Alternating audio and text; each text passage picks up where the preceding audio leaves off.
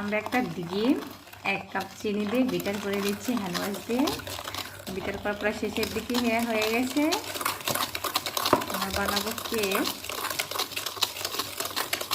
ধীরে ধীরে আমরা বিটারটা করে নিচ্ছি সুন্দর করে, অনেক সুন্দর হচ্ছে মাশাআল্লাহ।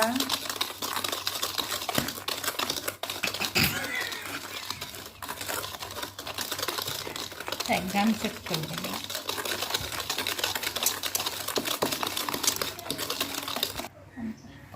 আমরা এখন দেব 1 কাপ দুধ, ছেঁকে দিচ্ছি।